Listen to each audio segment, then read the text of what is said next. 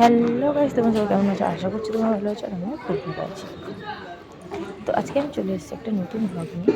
আর এই ব্লগটা হচ্ছে আমি একটা জায়গায় বেড়াতে যাচ্ছি, তো সেটা তোমাদের সাথে শেয়ার করবো।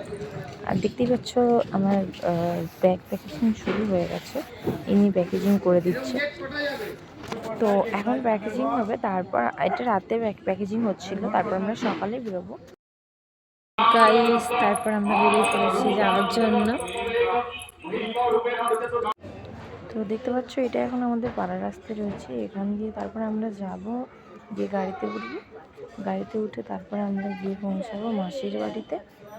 তারপরে মাসির বাড়ি গিয়ে, এই যে মাসির বাড়ি চলে এসেছি, আমি বসে রয়েছি আর আমার শাশুড়ি 4টে মাসি মিলে সব খাওয়া দাওয়া করছে, গল্প করছে। তারপর এখান দিয়ে ভোর তখন 5:30 বাজে আমরা বেরিয়ে পড়েছি যাওয়ার জন্য, গাড়িও ছেড়ে দিয়েছে। তো অনেকটাই ঠান্ডা ছিল, তো সকালে কুয়াশা ছিল, অনেকটা ঠান্ডা ছিল, তো আমরা এই ঠান্ডার মধ্যে বেরিয়ে পড়েছিলাম। আর আমার অবস্থা দেখতে পাচ্ছ, আমি পুরো একদম প্যাকিং হয়ে যাচ্ছি, কারণ গাড়ির হাওয়াতে খুব ঠান্ডা লাগছিল। তো তখন বাজে 7টা, আমরা পৌঁছে গেছিলাম হাওড়াতে। তো আমাদের অনেকটা আগেই নামিয়ে দিয়েছিল, তার জন্য আমাদের অনেকটা হেঁটে হেঁটে যেতে হয়েছিল, তারপর স্টেশনে পৌঁছাতে পেরেছিলাম। আর এই যে সামনে একটা মাসি হাঁটতে হাঁটতে হাঁটতে হাঁটতে যাচ্ছে, আর এর পিছনে রয়েছে আমি। এই যে আমি যাচ্ছি হেঁটে হেঁটে। তো এখানে অনেকটা হাঁটার পর আমরা পৌঁছে গিয়েছিলাম স্টেশন। এই যে দেখতে পাচ্ছ স্টেশনের গেট, আমরা স্টেশনের গেটে চলে এসেছিলাম। তারপর ভিতরে ঢুকে গেছিলাম, আমাদের একজন টিকিট কাটতে গিয়েছিল। আর তোমরা দেখতেই পাচ্ছ এই স্টেশনটা কতটা বড়, হাওড়া স্টেশন এটা অনেকটাই বড় স্টেশন। এখানে লোকও অনেক ভর্তি।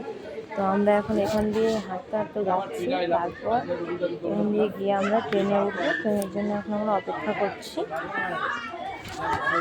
তো এবারে আমরা এখন খুঁজে পাচ্ছি না আমাদের ট্রেনটা কোন প্ল্যাটফর্মে আসবে, মানে কত নম্বর স্টেশনে ঢুকবে আর কি। তার জন্য আমরা এখানে ওয়েট করছিলাম, ওয়েট করে দেখছিলাম যে কোনটাতে আসবে। একজন জানতে গেছে কত নম্বর প্ল্যাটফর্মে ট্রেন ঢুকবে, তো তিনি জেনে আসার পরে আমরা যাব।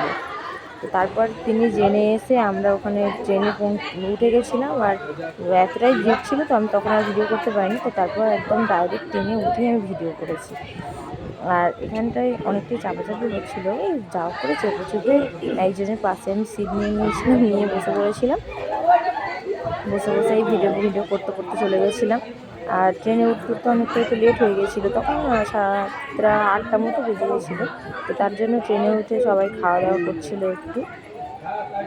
ট্রেন এখন ছুটে চলেছে। আমরা 2 ঘন্টা পরে আমরা গিয়ে পৌঁছাবো। আমরা তো এক্সপ্রেসে উঠেছিলাম, তার জন্য আমাদের একটু তাড়াতাড়ি চলে গেছি।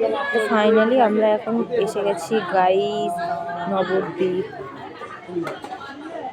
আমি কোনোদিনও নবদ্বীপে আসিনি, এই ফার্স্ট টাইম এলাম। তো তোমরা কারা কারা এসছো না এসছো তোমরাও কমেন্টে জানিও।